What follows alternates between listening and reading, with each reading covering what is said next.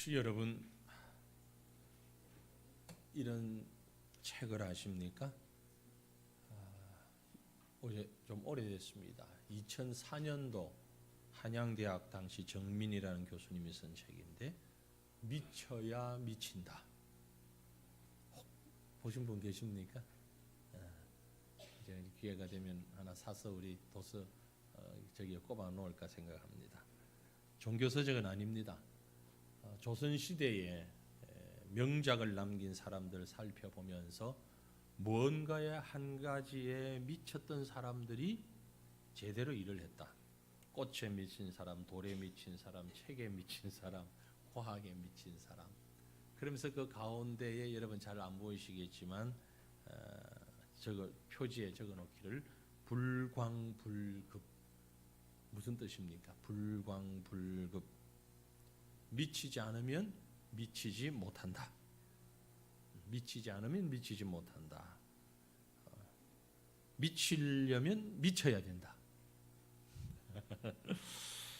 여러분은 어떻습니까? 우리는 어떻습니까? 우리 예수에 미친 사람입니까? 아닙니까? 예수 믿지 않는 사람들이 예수 믿는 우리들을 보면 전부 미친 사람처럼 보일 것입니다. 그게 정상입니다. 여러분 혹시 주변에서 예수 안 믿는 사람들이 넌 예수에 미쳤다 그 말 들으면 행복하시기를 바랍니다. 할렐루야 하셔야 돼요. 근데 사람들이 당신 미쳤다 소리를 한번 못 들어보셨으면 심각합니다. 정상적인 신앙생활을 한번 더 고민해 보셔야 됩니다. 오늘 아침부터 미쳤다는 얘기를 하니까 기분이 좀 상하셨다면 용서하시길 바랍니다. 하지만 오늘 아침 설교 제목부터 또 제가 말씀드리는 미쳤다는 얘기는 부정적인 기분이 나쁜 그런 단어가 아니라는 사실을 여러분 이제 깨닫게 되기를 원합니다. 오늘 하나님께서 우리에게 주신 본문 말씀 보시면 사도 바울도 미친 사람 취급을 당했습니다. 당시 총독 베스도가 바울에게 한 말을 한번 보시면 본문 24절에 바울아 네가 미쳤도다. 내 많은 학문이 널 미치게 한다. 바울만 미쳤다는 얘기를 들었으면 좀 억울할 것 같은데 사실 바울 미친 사람이죠. 예수님에게 미친 사람입니다.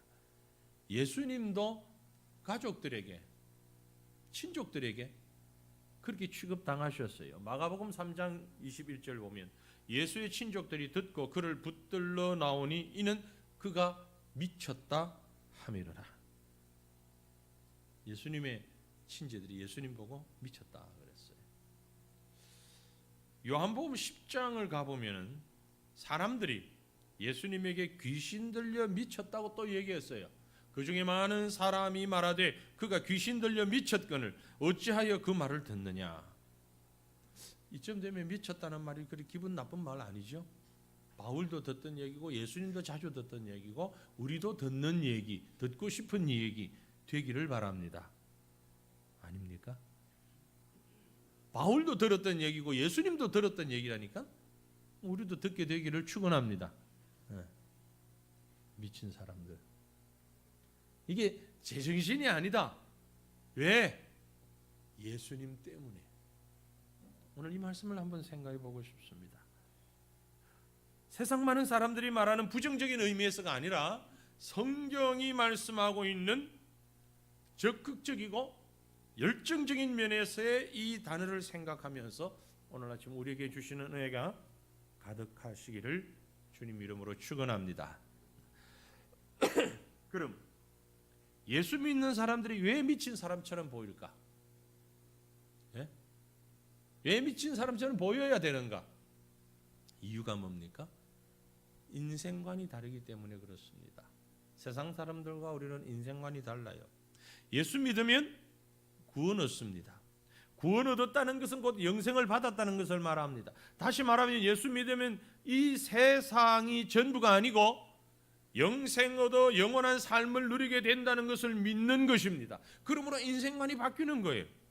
다른 말로 얘기하면 세상이 전부인 줄 알고 사는 사람과 내세가 있다고 믿으며 사는 사람과는 똑같을 수가 없지요. 다릅니다.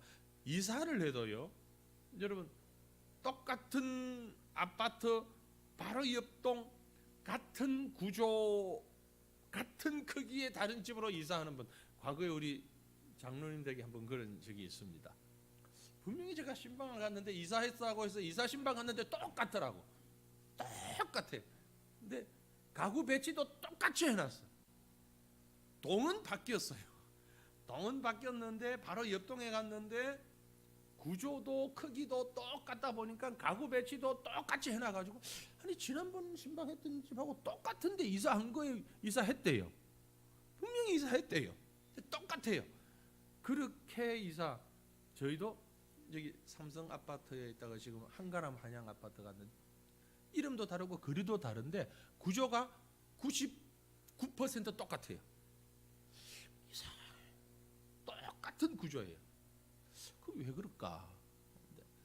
아무튼 그렇게 바로 옆에 이사하는 사람의 마음과 미국으로 이사하는 사람 마음이 같을까요, 다를까요?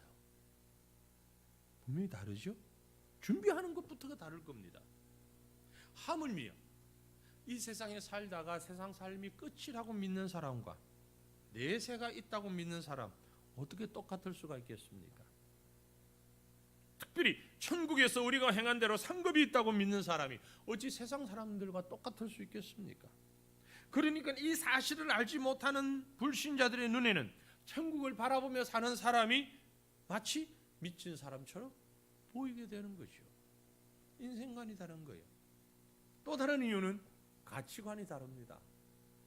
예수를 믿으면 인생관도 바뀌지만 더 나아가서 가치관이 바뀝니다. 사물을 보는 가치관이 분명히 다릅니다. 돈이나 권력을 보는 가치관이 달라요. 인생을 바라보는 가치관도 분명히 달라요. 여러분, 노숙자로 사는 사람의 손에 들린 담요 한 장의 가치와 집에 있는 이불을 정리하다가 오래된 담요 한 장 버리려고 들고 나온 사람의 손에 있는 담요 한 장의 가치는 분명히 다릅니다. 그렇지 않겠어요? 사도 바울이 예수님을 만나고 나서 그 가치관이 완전히 바뀌었어요. 빌립보서 3장에 보면 또한 모든 것을 해로 여김은 내 주 그리스도 예수를 아는 지식이 가장 고상하기 때문이라. 내가 그를 위하여 모든 것을 버리고 배설물로 여김은 그리스도를 얻었기 때문이다. 배설물로 버렸다는 걸 영어 성경을 제가 찾아보니까 두 개를 다 적어놨어요. NIV에서 찾아보니까 배설물을 뭐라고 표현했냐면 뭐예요? 쓰레기. 그런데 킹 제임스 버전에서는 뭐라고 했었어요? 이 영어 잘 모르세요? DUNG. 똥. 한국 발음하고 비슷해요. 배설물로 여겼다. 이 영어 번역이 아주 적나라하게 표현을 했어요. 예수를 만나고 나니까 그 위에 다른 모든 것들이 배설물처럼 여겼더라. 쓰레기로 돼. 그리스도 만나고 나니 모든 것이 배설물과 같았다. 왜 그렇습니까? 가치관이 바뀌었기 때문에 그렇습니다. 그전에는 학문이나 권력이나 명예 등 이런 세상 것들이 중요해 보였는데 이제는 그렇지 않다는 거죠. 내가 예수님 만나기 전에는 그게 너무너무 소중한 것이었는데, 그래서 스카이캐슬에 들어가고 싶었는데 예수 만나고 나니까 어떤 분이 그러더라고요. 예수 만나기 전에는 스카이캐슬이 단 줄 알았는데 예수 만나고 나니까 스카이 킹덤이 최고더라. 정말 잘 만들어. 스카이 킹덤이 최고더라. 별거 아니더라. 그거 세상 것. 그래서 믿지 않는 사람들은 이해 못하는 거죠. 그리고 미친 것처럼 보이는 겁니다. 왜? 일반적인 가치관이 자기들하고 다르기 때문이에요. 20세기 스페인의 대표적인 화가 가운데 피카소라는 사람이 있습니다. 아십니까? 이름은 들어보셨죠? 피카소의 대표적인 작품 하나 있는데 한번 보실래요?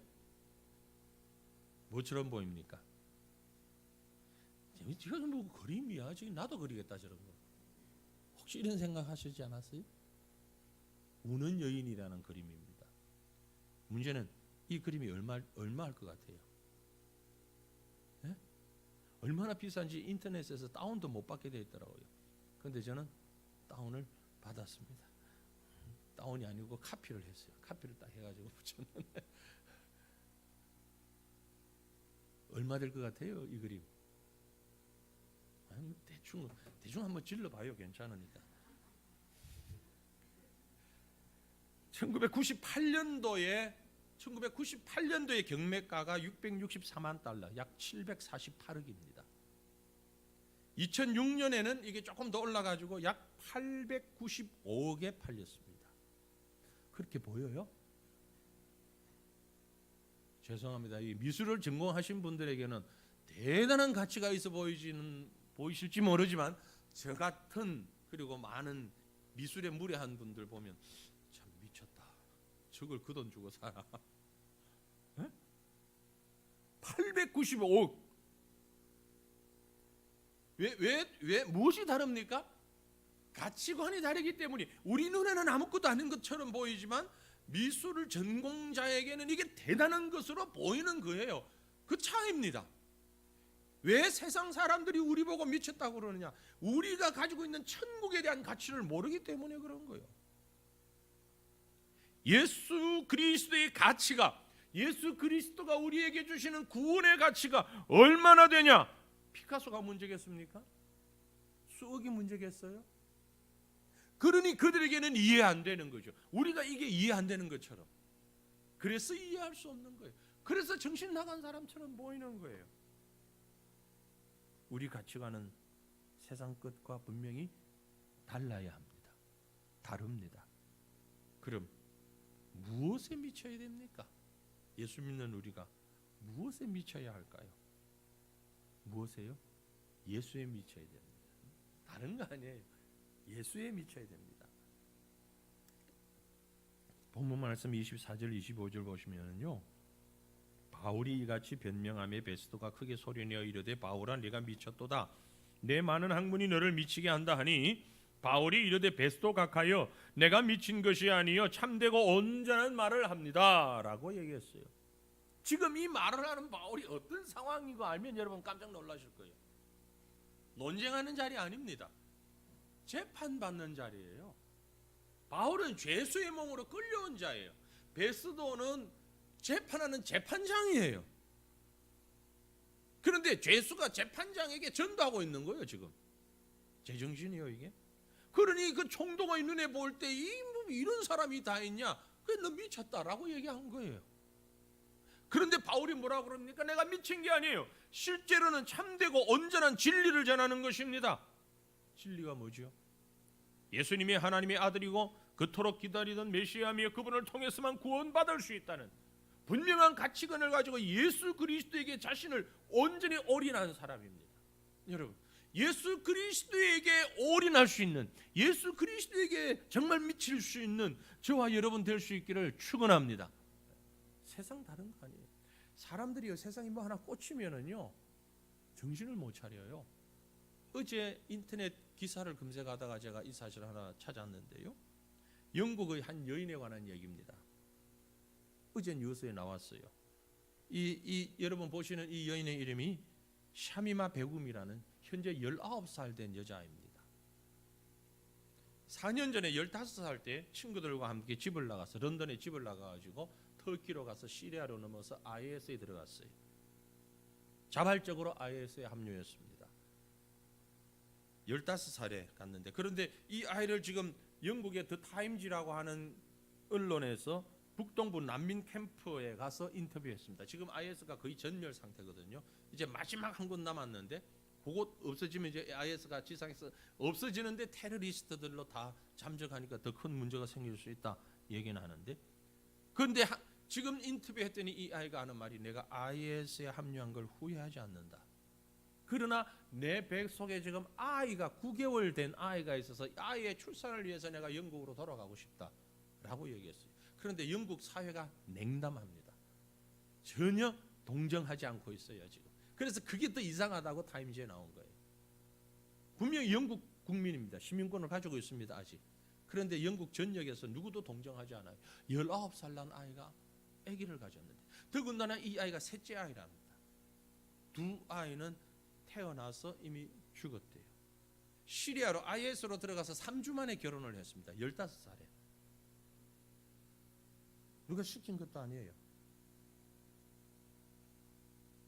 그런데 인터뷰를 했는데 정말 끔찍한 게 3주 만에 들어가서 IS 행동대원과 결혼을 해서 아기를 가지고 했는데 그곳에서 평범한 생을 살았다.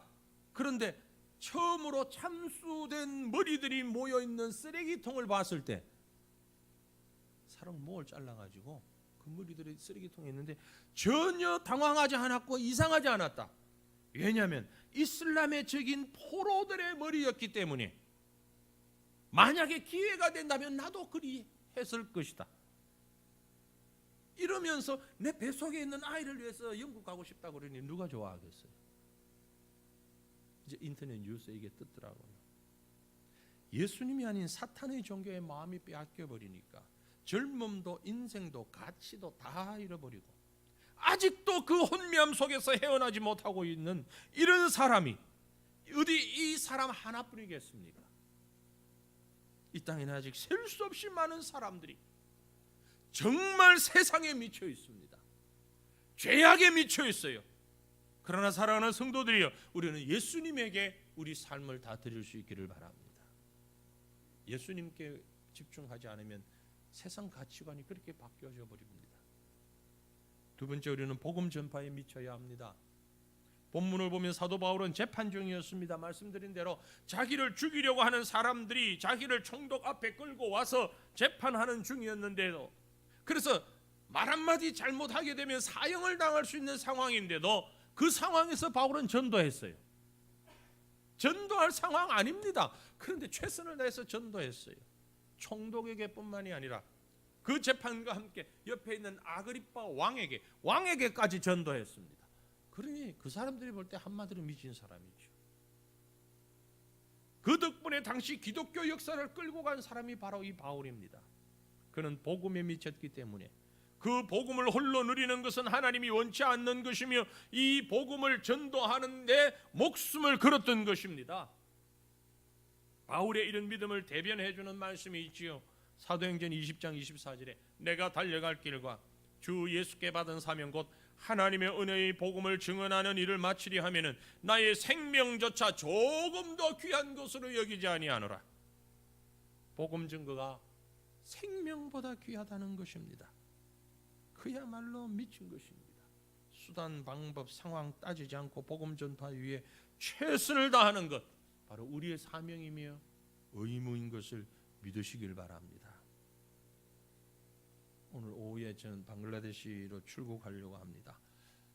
방글라데시에서 철수하고 나와가지고 어제 준비하다가 옛날 여권들이 있길래 한번 찾아봤어요. 제가 옛날 여권들 다 모아놨더라고요. 이번에 가는 게 방글라데시의 선교사로 있다가 나와가지고 딱 20번째 갑니다. 딱 20번째더라고요. 그러니까 거기에 있는 사람들이 저를 보고 이상한 사람이라고 해요. 아니, 나갔으면 나갔지, 뭐 나가가지고 맨날 왔다 갔다 하냐. 그러나 저는 이것이 하나님이 주신 사명이라면 앞으로 20번은 더 갔다 와야 되지 않겠는가. 체력이 되고 여건이 된다면. 그러면 여러분 가운데 뭐가 좋다고, 거의 뭐가 있길래 뭘 좋다고 그렇게 맨날 다냐. 뭐 좋아서 갑니까? 상황은 그때나 지금이나 똑같아요. 한 가지 좋은 거 있어요. 복음 전하려고 가는 거죠. 예수 이름 때문에 가는 거죠. 저뿐만이 아닙니다. 그렇게 보면 우리 교회도 비슷해요. 다른 교회 성도들이 볼 때 세화천 교회도 이상한 교회예요. 제정신이 아닌 것 같아요. 세화천 교회 개척해서 37년 동안에 건축 제대로 된 건축 한 번도 안 했어요. 이번이 처음이에요. 근데 우리가 건축하기 전에 선교제 건축 4번 했습니다. 선교제 건축 4번 하고 이제 우리 교회 지으려고 하는 거예요. 다른 사람들이 보면 이상해요. 수십 년 한 나라에만 그렇게 집중하고 선교를 아는 사람들은 잘한다 그러는데 모르는 사람들은 참 희한하다 그래요. 한 교회가 한 나라를 가슴에 품고 기도하면서 별로 발전하는 것 같지도 않고 별로 좋아지는 것 같지도 않고 뭐 그리 나아지는 것 같지도 않은데도 불구하고 가슴에 품고 계속하는 것, 하나님의 은혜요 사명인 줄로 믿습니다. 그 어느 때보다도 제가 참 이번에 가는 게 기쁜데요. 가서 5명 세례를 베풀었잖아요. 세례를 5명 할 예정입니다. 얼마나 크고 영광스러운 일입니까? 바울의 고백을 들어봅시다. 고린도후서 5장 13절에 우리가 만일 미쳐서도 하나님을 위한 것이요 우리가 정신이 온전하여도 너희를 위한 것이니 그리스도의 사랑이 우리를 강권하시는도다. 우리가 생각하건대 한 사람이 모든 사람을 대신하여 죽은즉 모든 사람이 죽은 것이라. 하나님을 위해서 미치는 이것이 그리스도의 사랑을 맛본 사람만이 복음 때문에 이해할 수 있는 사실입니다. 사랑하는 새과천교회 성도들이여, 우리가 새과천교회 성도된 것을 기뻐하시고 자랑스럽게 자부심 가지시기를 바랍니다. 우리는 복음을 위해서 살아갈 수 있는 사람들이기 때문에 그렇습니다. 며칠 전에 제가 만났던 전주 안디옥교회 이동희 목사님, 연세가 드셔서 이제는 걸음걸이도 빨리 못 걷고 말씀도 크게 못 하시는데 전주 안디옥교회 원로 목사님이시죠. 교회 재정의 90%를 선교비로 지출한답니다. 교회 재정의 90%. 그래서 한 교회가 480명 선교사를 파송했답니다. 세상 사람들이 미친 사람이라고 그런 거예요. 그러나 그 사람은 복음 때문에 복음 전도에 온 전력을 다하는 분입니다. 우리가 그런 분들을 바라보면서 그만큼은 아니라 할지라도 그 마음으로 복음 전파를 위해 최선을 다하는 저와 여러분이 우리 교회가 될 수 있기를 주님 이름으로 축원합니다. 그럼 중요한 사실이 이제 말씀 나오는 것이 정말 중요한 일입니다. 어떻게 해야 미칠 수 있는가라는 거죠. 그 미쳐 보셨어요? 어떻게 해야 미칠 수 있죠? 제일 쉬운 충격받아야 됩니다. 충격받아야 돼요. 일반적으로 사람들이 충격을 받으면 정신을 잃어버려요. 그죠? 사람이 어떤 사건이나 일에 충격받으면 전혀 딴 사람이 됩니다. 다른 말로 이 충격은 도전이라고 말할 수 있어요. 도전을 받으면 돼요. 사도 바울이 그랬습니다. 예수 믿는 사람들 잡아서 감옥에 가두려고 다메섹으로 가다가 예수님 만났어요. 너무나 충격적인 일이었어요.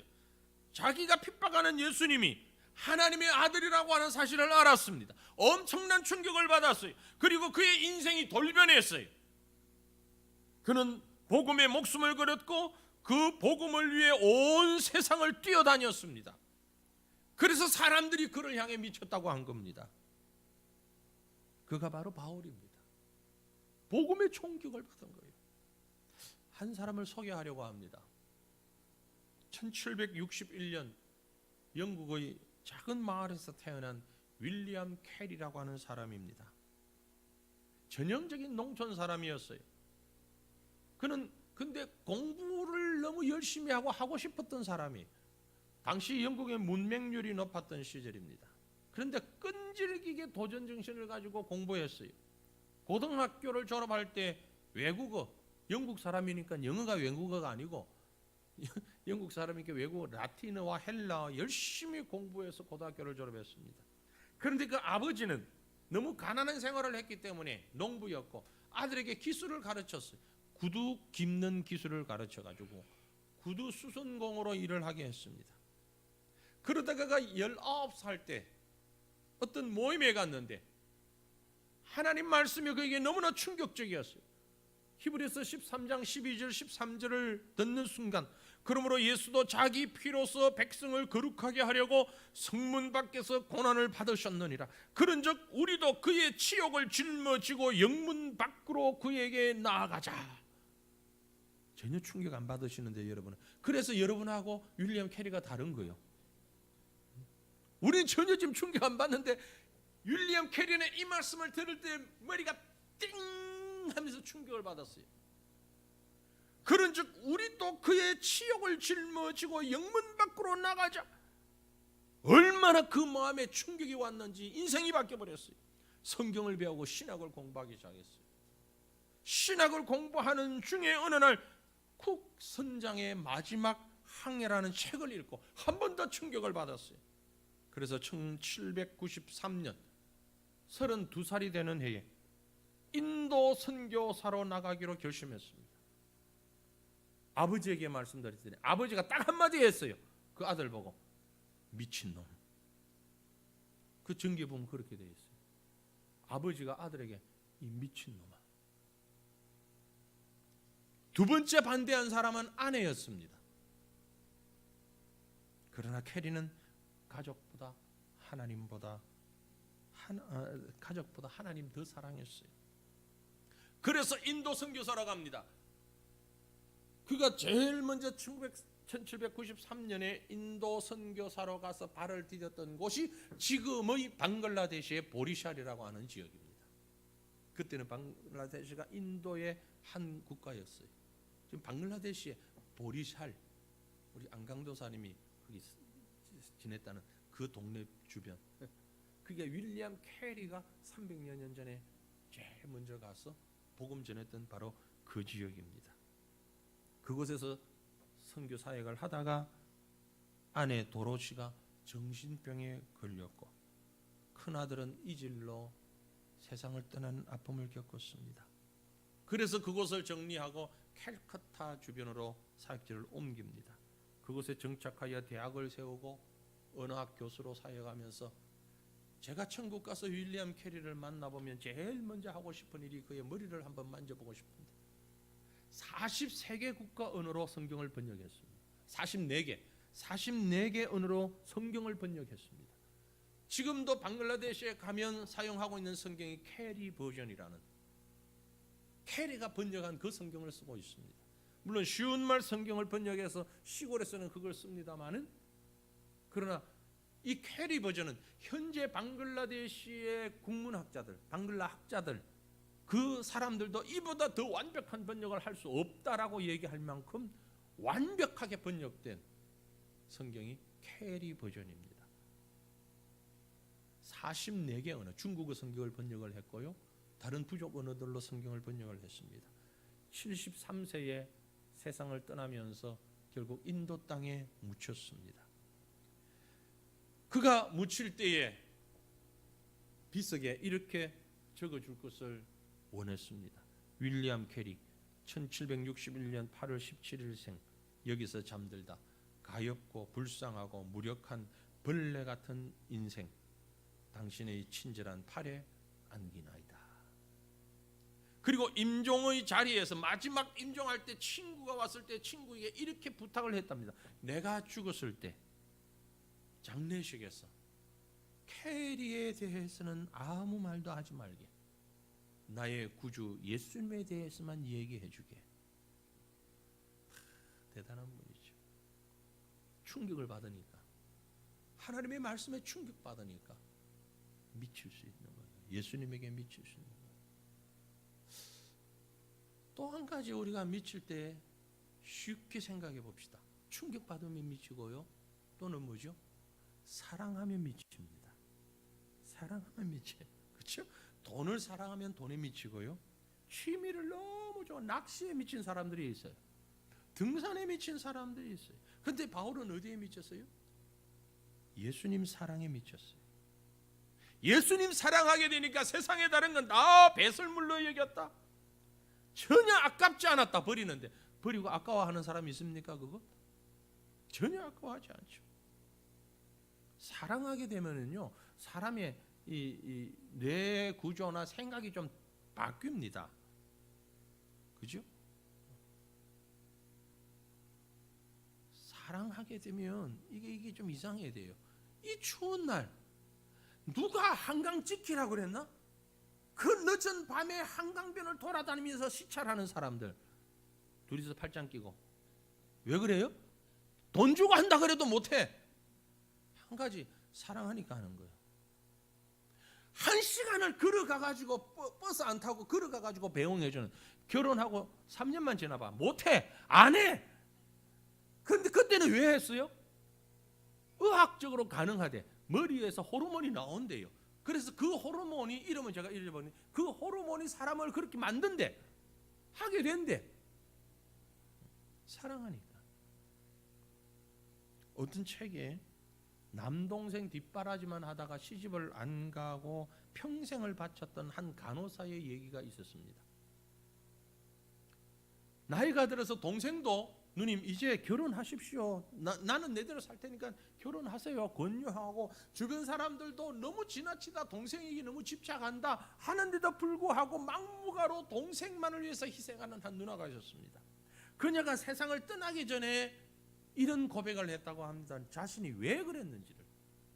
사춘기 시절에 질병을 앓다가 수술을 받게 되었는데 꼭 수술을 해야 하는데 수술하기 위해서 혈액 검사를 해보니까 너무나 특이한 혈액형이에요.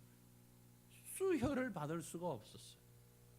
그런데 그때 불과 10살밖에 안 된 자기 동생이 누나를 위해서 수혈을 해줬다는 거예요. 같은 혈액형이었어요. 그런데 수혈이 끝난 뒤에 이 남동생이 입원실에 누워있다가 선생님에게, 의사 선생님이 들어오니까 이런 질문을 했답니다. 선생님, 저는 이제 언제 죽게 되죠? 왜 그런 질문을 했는 거예요? 10살 꼬맹이가 잘 몰라가지고 생각하기를, 내 피를 뽑아서 누나를 줬으니까 나는 이제 죽는다 생각한 거예요. 선생님, 나는 언제 죽게 돼요? 죽기를 각오하고 자기 피를 뽑아서 누나에게 준 거예요. 나중에 누나가 의사를 통해서 그 얘기를 들었을 때에 그렇게 결심을 했답니다. 하나님, 저는 이제 내 평생을 이 동생을 위해서 살겠습니다. 죽기를 각오하고 나를 위해 피를 주었던 내 동생 위해서 나는 평생 살 것입니다. 그 약속을 평생 지켰던 거예요. 사랑하는 성도들이요, 자기를 위하여 죽을 각오를 하고 수혈한 그 동생을 위해 한 여인이 빚진 마음으로 평생 동안 동생 뒷바라지를 했다면, 그렇다면 저와 여러분은 우리를 위해서 실제로 십자가에서 죽어주신 그분을 위해 어떤 삶을 살아가고 있습니까? 사랑하면 그분께 모든 걸 드릴 수 있어야 됩니다. 마지막으로, 그래서 은혜 받으면 미칠 수 있습니다. 사도 바울은 다메섹 도상에서 은혜를 받았습니다. 자기가 예수님 만나고 싶어서 만난 것 아니었습니다. 사모하며 예수님 만난 것 아닙니다. 일방적으로 하나님의 은혜로 예수님이 나타나 주셨습니다. 그래서 바울이 고백했지요.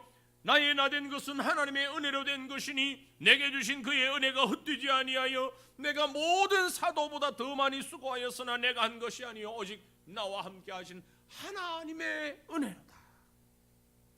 성경에 바르게 미친 사람들의 특징은 하나님 만나 은혜 받은 사람입니다. 모세가 가시나무 들기에서 하나님 만났을 때 이스라엘을 구원하는 일에 미쳤고요, 다윗이 살아계신 하나님을 만났기 때문에 골리앗과 싸움에 돌멩이 5개 들고 나가는 그런 일을 감당할 수 있었고요, 베드로와 제자들이 예수님 만나서 성령 받아서 은혜 받았을 때에 온 세계 복음 증거하기 위해 생명을 내건 삶을 살 수 있었던 것입니다. 사랑하는 성도들이요, 미쳐야 합니다. 뭔가에 미치면 한 가지 전념하게 됩니다. 하나님의 은혜를 받은 사람들은 그 하나님의 은혜에 온 정신을 쏟아야 된다는 것입니다. 우리는 무엇에 어디에 미쳤습니까? 말씀을 맺겠습니다. 인생 살면서 미쳤다는 말 한 번도 들어보지 못했다면 여러분은 한 번도 목숨 걸고 도전한 일이 없다는 것입니다. 미쳤다는 말을 듣고 사시기를 바랍니다. 부정적이 아니라 긍정적인 의미에서 그 말의 의미를 들을 수 있기를 바랍니다. 그래야 하나님이 사용하십니다. 진실한 믿음의 사람들, 예수님에게 미침으로 예수님 위에 우리에게 주어진 온 생애를 살면서 세상으로부터 그리고 주님으로부터 인정받는 삶을 살아가는 저와 여러분 되시기를 주님 이름으로 축원합니다. 우리 함께 기도하십시다. 우리 한 마음으로 우리의 모습을 생각하며 주님 앞에 올인하기 원합니다. 주님 앞에 미치기 원합니다. 주님 때문에 바울처럼 그렇게 살아가는 우리의 삶이, 그래서 세상 사람들이 우리를 보고 너 참 예수에게 미쳤다 이런 말을 들을 만큼 주님 때문에 살아가는 우리가 되기 원합니다. 간절한 마음으로 통성으로 기도하십시다. 하나님